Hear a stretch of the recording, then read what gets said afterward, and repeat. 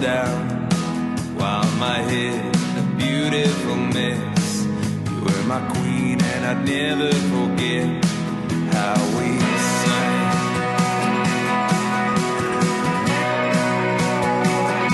Reckless Desire, that's the new single for my next guest in the program, Andrew Swift, who made it big.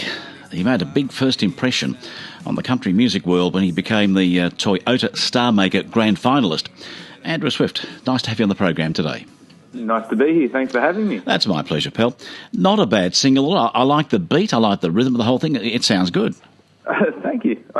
Thanks. Appreciate that. How'd it come about? It's a little bit of an older song that I sort of put aside and decided to rework it towards the end of last year. But it's basically, a bit of a reflection song of someone who had pretty much everything and then lost it all, and the woman who tried to stand by it with him. And those choruses are really sort of remembering those good times. So, that's a reflection in your life, is it? Well, I like to put a bit of fiction in there to make it a little more interesting. My life's not that interesting, I don't think.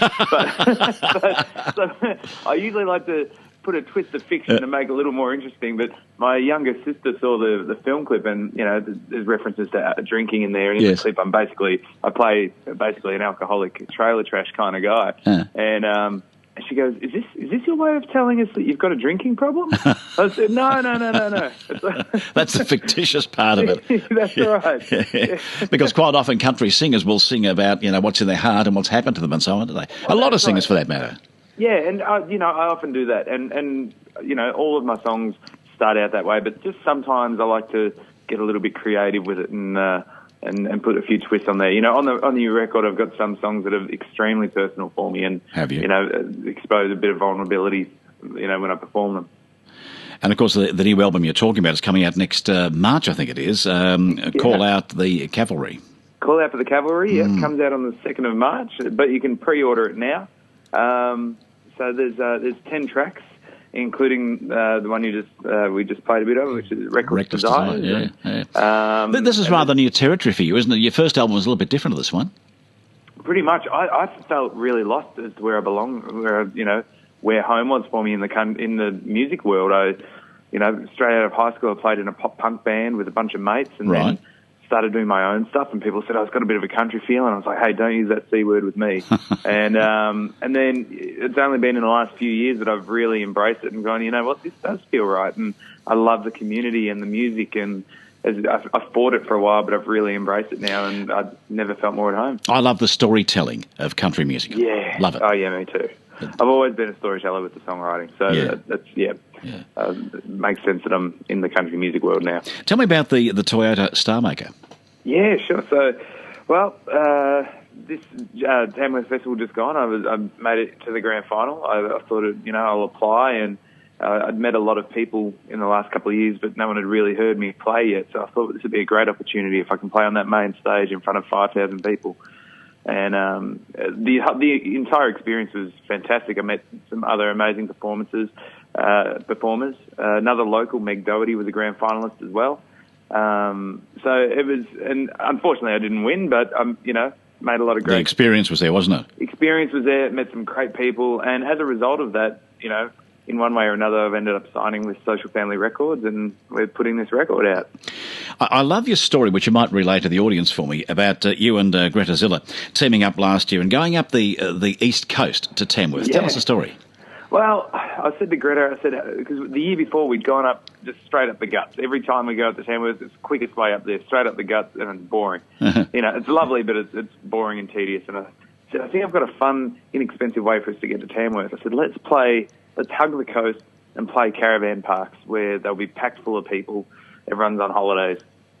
And that's what we did. We played 10 or 11 parks, and it was way more successful than we would have thought. We were just playing in exchange for somewhere to camp for the night, and just as a bit of a holiday on the way to Tamworth. And it ended up being so great, and the shows were just so amazing that we're doing it again this year, but we're doing twice as many parks. We're doing 22 shows in 22 days. Yeah, I noticed that, yeah. You'll be on the go. Yeah. And then we've got one day off. I said we should probably have one day off before we do Tamworth. Before Tamworth, yeah. I think you might be right. Yeah. What a wonderful way, though, to promote yourself. Look, it's fantastic. It's been such a great way to meet people at a grassroots level. You know, we're playing to young families and maybe some grey nomads and, you know, older people that wouldn't usually come see us in a bar in Melbourne somewhere, or, you know, we set it up like a house concert, so it's really quite intimate, and people sit around in their deck chairs and have a couple of drinks and some cheese and bickies, and we have a lot of banter with the audience as well. Andrew, you're from Melbourne, are you? Yeah, I'm in Berwick. Oh, you should have come in live. Yeah, well, I was meant to be at work today. I'm actually off crook. Well, perhaps when your people talked to me, they didn't realise you're going to be sick today. No, well, that's right. Yeah. I hope you got nothing serious, though. No. It's just one of those. Bit of a catch-up day. Sort of yeah, bit of a catch-up day. Yeah, so we'll take a sickie today, and Now, well, you must come up to the studio one time. If you're in Berwick, goodness, we're only in Cranbourne. Yeah. Oh, I know. You know what? I used to play netball in the same complex. Yes, next door. Yeah. I've been in a couple of times. I used to pop in with Wayne and Bob and Sunday afternoons. Yeah. So I definitely do need to come back down. It's just around the corner, really. Well, next time you're down, we'll have to get the guitar out and sing one or two songs with us. Mate, I'd love to do that. That'd be really good. How did the title of your album come about?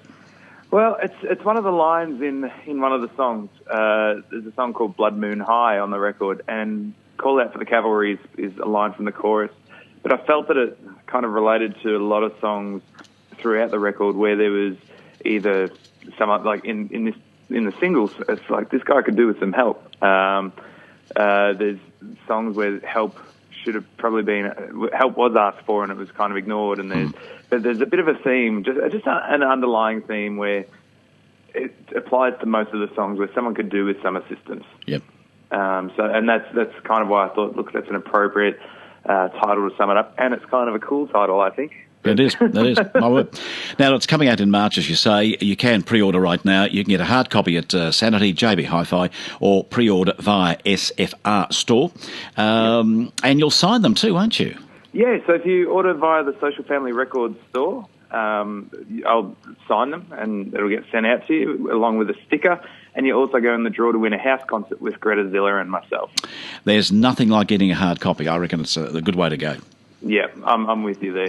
Digital's okay, but to get that hard copy in your hand, it goes into your library at home, there's just something special about it. You can't take that away from us.